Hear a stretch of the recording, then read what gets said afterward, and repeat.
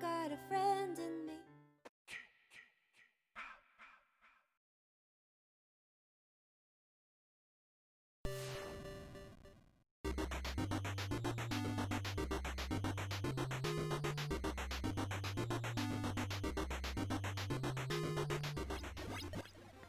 Friday the 13th on NES is a horror game that was released in 1989, meaning that this game is currently 31 years old.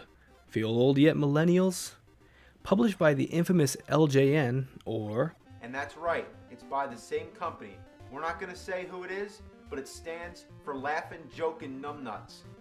But made by the ever-amazing...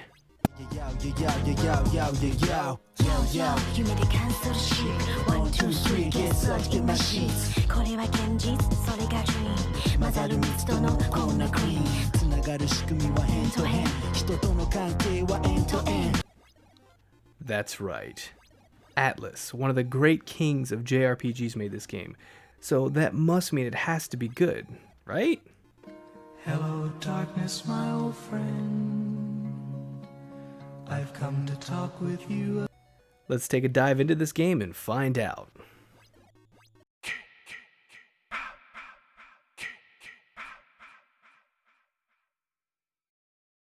You begin as one of 6 camp counselors at Camp Crystal Lake, who are carefully chaperoning the camping kiddies. Coincidentally, a creepy creature from the Crystal Lagoon causes some acute misconduct, concretely in the camping quarters. If you're familiar with the Friday the 13th series, you'll understand the references hidden in the game, such as Mrs. Voorhees' decapitated head, her sweater. That's about it.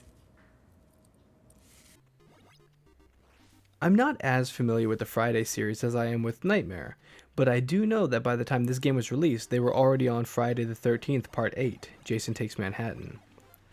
So, you're telling me, out of 8 films, the only references you could put in the game were the counselors, Mama's decapitated head? I got so nervous, I smacked him in the head and almost decapitated him. It's decapitated, champ. Whatever, motherfucker! Her choice of attire, and a stupid lake? What, no chocolate bars? No psychic people? No Corey Feldman? Fine. Have it your way at Burger King. Hold the pickle, hold the lettuce. Special orders don't upset us. All we ask is that you... Shit! The 6 playable characters all have attributes such as running, jumping, throwing and rowing, at varying levels of proficiency. So this must mean that there's some kind of cool and fun backstory to them, right?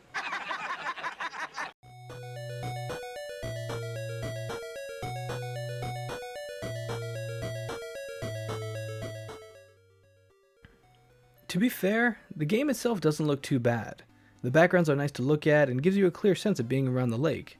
And as the sun begins to set, you get to see a cool nighttime-daytime effect. You will eventually hate this though, as more enemies appear at night. And they mostly come at night. Mostly. As for the characters, they're just faceless counselors protecting faceless children. I'm being literal about the faceless, by the way. The enemies you encounter are pretty generic and basically consist of birds, zombies, wolves, and Jason. His mom is also a boss in the game, but I honestly could not make it that far. But let's mention Jason real quick. I know by now everybody is completely familiar with his bright purple and blue color scheme, but I just needed to mention how much he looks like Violet Beauregard.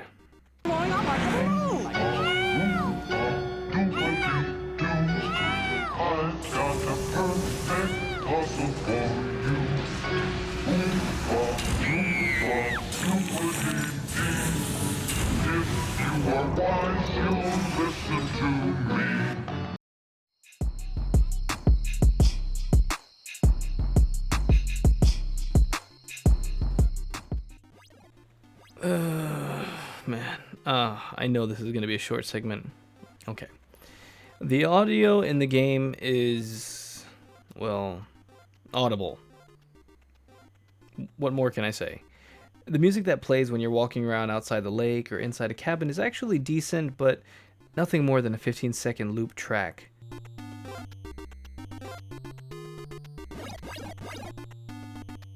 Fights with Jason are 2 tones played back and forth. And that's about it. Oh, but the thing you're going to hear most throughout the entire game is the Jason alarm. It never stops. We'll get more into the alarm during the gameplay section.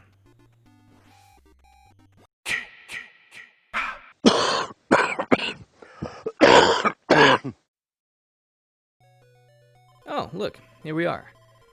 I'm sure you're familiar with the 3 most important rules of this game, so I won't remind you. When this game starts out, it's honestly quite enjoyable. No joke. You start off in the daytime in a cabin, which is a bit hard to navigate, but you eventually get used to the shitty controls and make your way outside. Now, you get to the side-scrolling portion. Your default weapon, a rock, is pretty bad, but if you duck and throw, it's not too obscene. Other weapons you can use to defeat Jason, such as a machete, a torch, and a pitchfork, require you to find lighters and light all the fireplaces in the large cabins. You start to feel like you're learning the controls and the patterns, and you manage to start making plans and escape routes to combat Jason.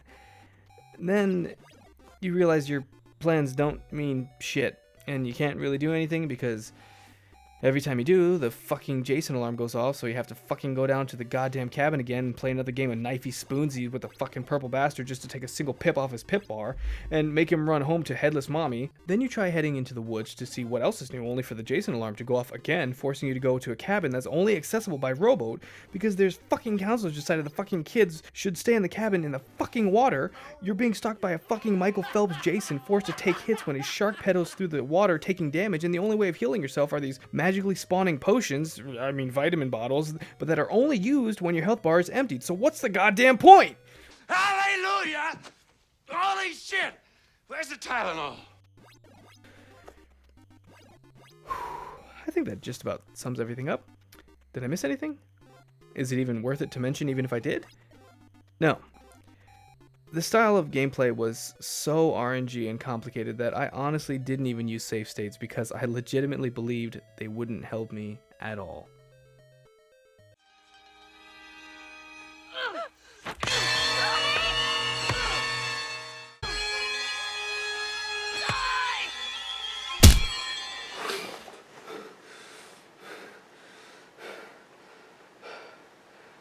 Overall, how does this game hold up after all these years?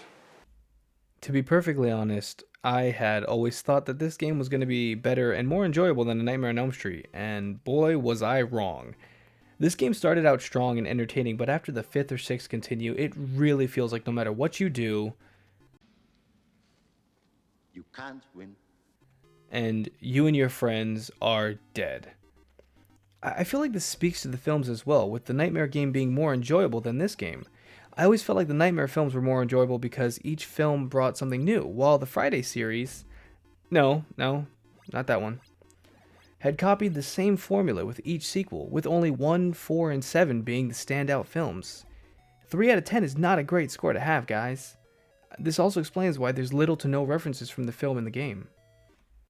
For the sake of this review, I would give this game a 3 good films out of 10, which would actually equate to about 1.5 Uber Jasons out of 5. It's not just that it was a bad game, but it was a bad game that I felt like I wasted my time on. With a lot of bad games, I feel like I can play them and still have a laugh at or find something enjoyable with them. Kind of like finding a shiny coin in a pile of dog shit. With this game, I just found dog shit. And zombie shit. And bird shit. And Jason shit. And as for games I would let my son play, if he asked me, I'd let him play it.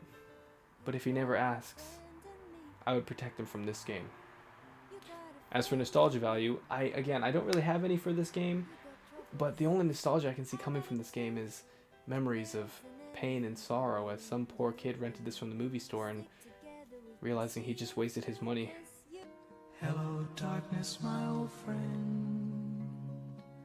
I've come to talk with you. Thank you guys, everybody, for watching. If you enjoyed this video, don't forget to leave a like, leave a thumbs. That's the same. Thank you, everybody, for watching. If you enjoyed this video, don't forget to leave a like, leave a comment down below for games you'd like to see on this channel. Hit the subscribe button and ring that bell if you'd like to be notified. Also, if you enjoyed the theme song, don't forget to check out Ellie's channel in the description below. We've got one stop left on our horror Halloween trip, and it's going to be a special one, so I hope to see you guys on the other side. Bye-bye!